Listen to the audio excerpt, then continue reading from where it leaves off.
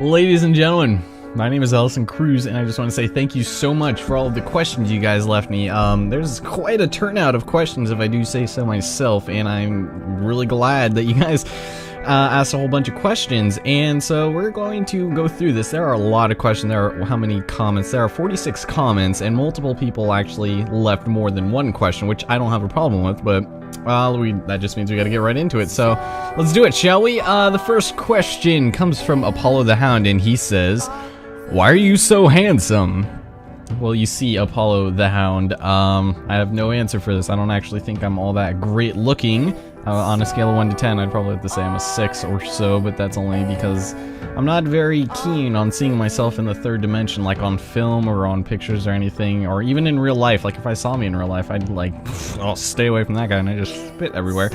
But, yeah, I think the most part I hate about me and my non-handsomeness is my mouth, because it moves really weird. It reminds me of Zach Braff or Dodger or something. Their lips all just go all over the place. So I'm not really going to be looking at myself while I'm talking here, even though the display's right there. So, happy times. That is why I'm handsome. And then a Link096, he says, "Oh, Elison, you're so cool." Lion face.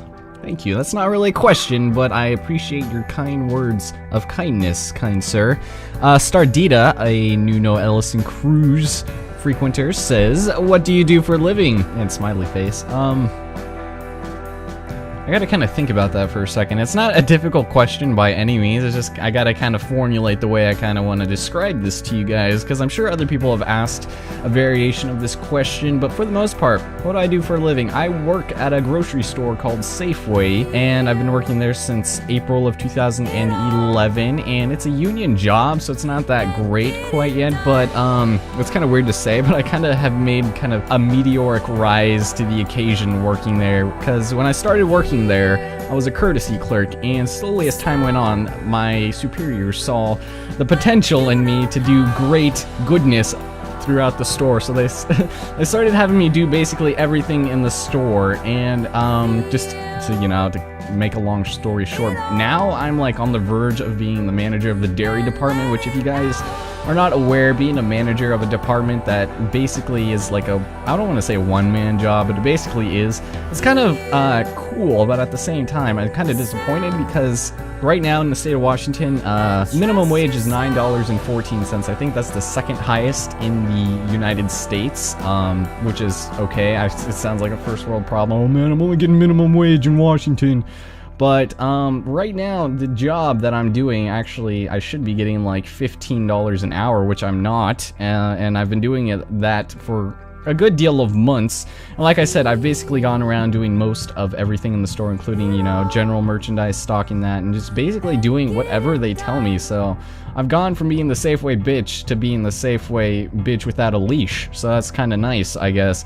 I'm just kind of waiting for that paycheck. This Wednesday, actually, I'm going to be getting my interview, and since I've basically already been trained in the arts of the dairy department and doing everything, I've been running it myself for the last couple of weeks, which isn't that difficult. It's just kind of hard to do when you're under time constraints, because to kind of put it in perspective, I get there at 5 in the morning. I work Monday through Friday, 5 a.m. to 1:30 every single day. Usually I stay a little bit longer to keep it kind of going, right after I leave. We have to get everything done by 10 o'clock, and that includes stocking the freight. And if you guys don't know what that is, basically like yogurt, butter, cottage cheese, cream cheese, the eggs, the juice, the milk, and whatever else I'm forgetting, and just all that nonsense. To get that all sorted out in less than 5 hours, and gotta make orders, gotta take note of what we're donating. Donations are basically things that expire today or on that day. We go ahead and we donate those to wherever the hell they decide to donate them to. Or we also have to find out of dates, which are things that have expired, and we have to take them off the shelf. And it's kind of tricky, because there are a couple of different things we have to do. Sorry, I'm probably boring you guys to death, but it's kind of a weird job, and so that's basically what I do. It's kind of grating on the nerves, because you have to go to bed at like 8 o'clock in order to get up at like 4 and then still feel alright to go to work for 8 hours, and I don't know. It's okay though. I'm just waiting for that pay bump though, so thank you very much, Stardita.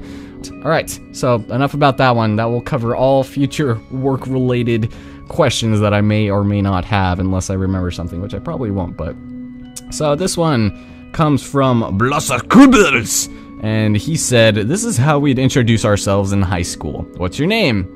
My name is Elison Cruz, you guys know that.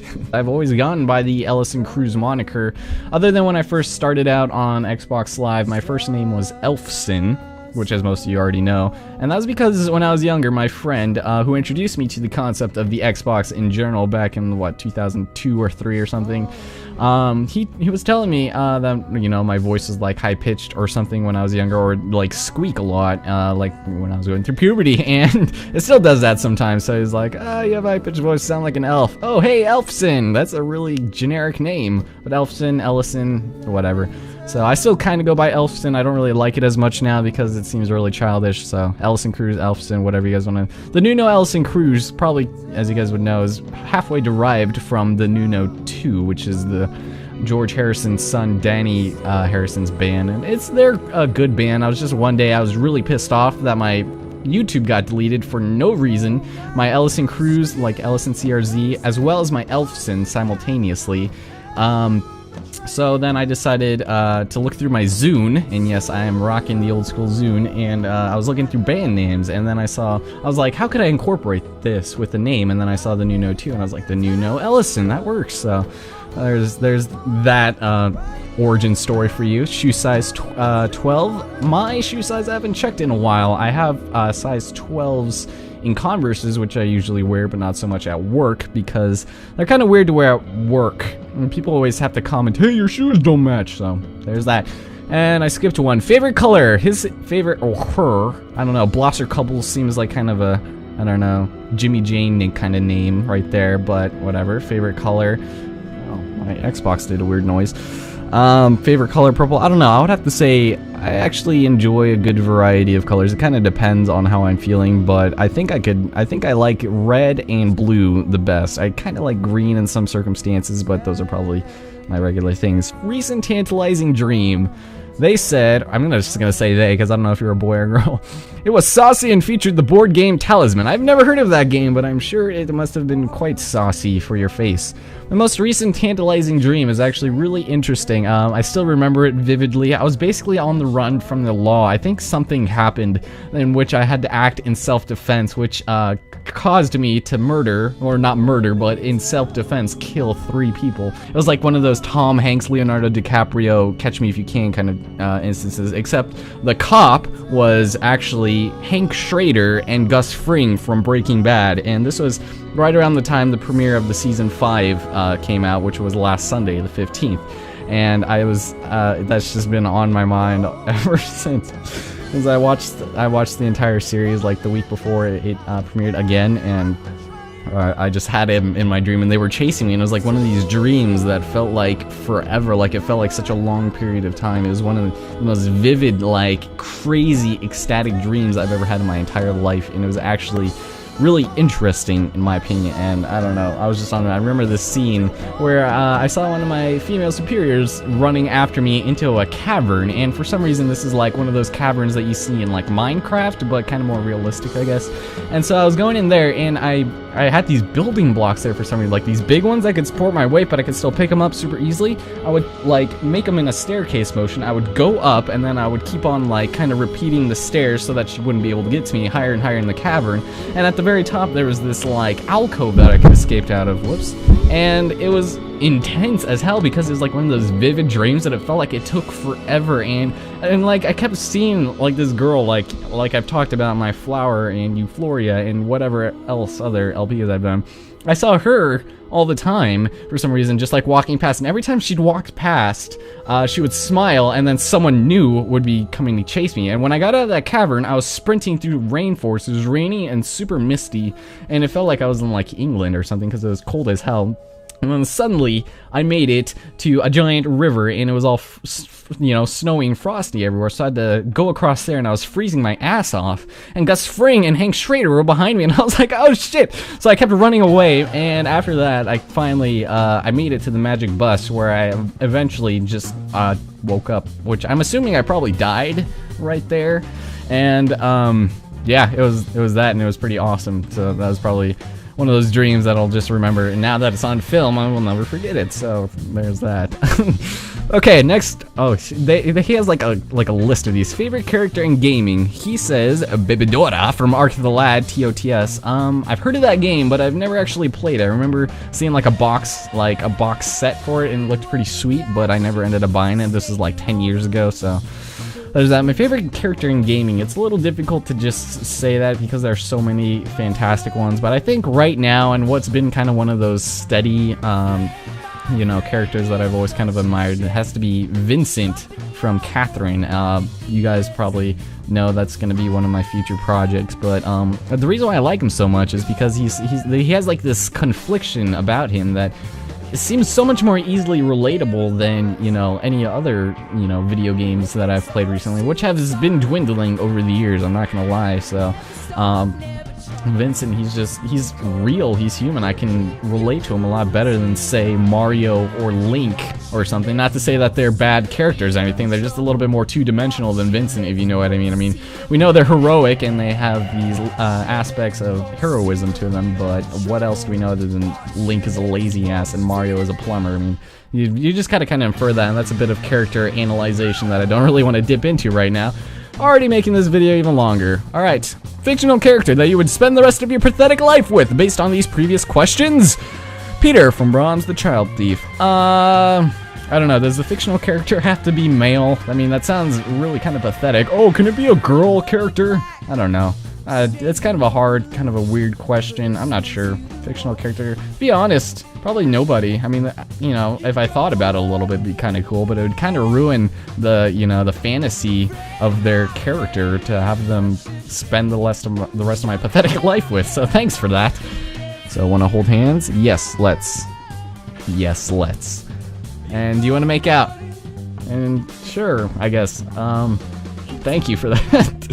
Okay, next question. That was Blosser Couples for you. Aeon Frodo, someone else who randomly comments on my Rock Band videos. I have one question for you, smiley face. At what age did you start playing video games? I briefly touched upon this in my Twilight Princess LP, but I started at the age of 3 in 1995. I remember this because it was a Toy Story themed birthday party, and that was when it was new, rockin', boomin', all that nonsense, and I got a SNES for my birthday. I got Super Mario All-Stars bundled with Killer Instinct simultaneously, and something about that, I will always remember Killer Instinct, but my mom swears to God it was Mortal Kombat, and I have no recollection of ever having played Mortal Kombat as a child. I only remember Killer Instinct, but after a little bit of research, I noticed that Killer Instinct didn't actually come out until a couple months after my birthday, which leads me to believe that maybe I might have gotten like an early cartridge, because I have no recollection of playing Mortal Kombat ever as a child, and I only remember Killer Instinct and all the moves and stuff from that, and you can kind of see that's where my LP selection comes from. You got like the Mario side of things, which, you know, which is kind of weird to say since I've only LP'd one Mario game so far, and it was the most recent one. And then the other side, Killer Instinct, has all these like M-rated mature stuff, and that was at age 3, mind you, and I was pretty, I don't know, I was exposed to things a little bit early, if you catch my drift. Just kidding. Okay, thank you, Aeon Frodo, good question. Now the masses will know if they're even this far in the video. Okay, Gaming G0D6494. Oh man, you like to comment on all my videos. That's good. I like it when people comment my videos. I mean, I read them all, but I don't always comment back on them, because looking back, I always hate reading my older comments and stuff. So, best black person impression. Are you kidding me? I'm not even really gonna bother humoring you with that. That's a little embarrassing. I'm not. No, okay, I was about to do one, but no, we forgot. Lol, no, I got another one. Out of all your LPs, which one did you have the most fun with, or how's life? Haha. Do I have a choice, or can I only pick one? Because, okay, I like doing all of them, for the most part, except for Amy.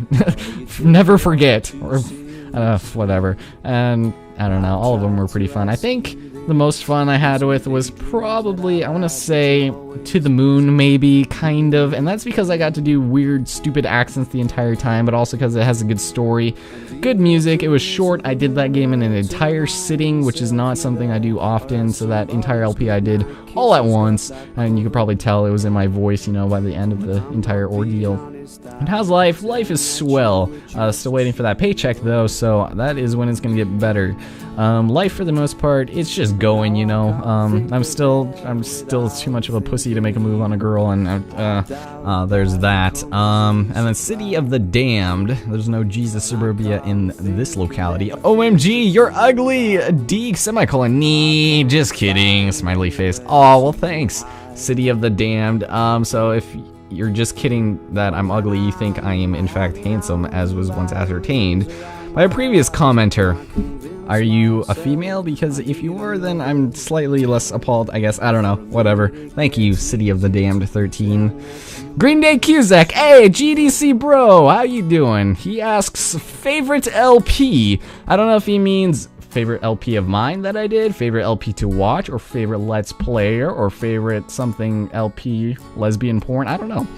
Out of mine, like I said, maybe To the Moon to an extent. I liked all of them. A lot of them have their good moments in them that I really enjoyed. I think you can actually genuinely tell in a lot of them what I've enjoyed doing.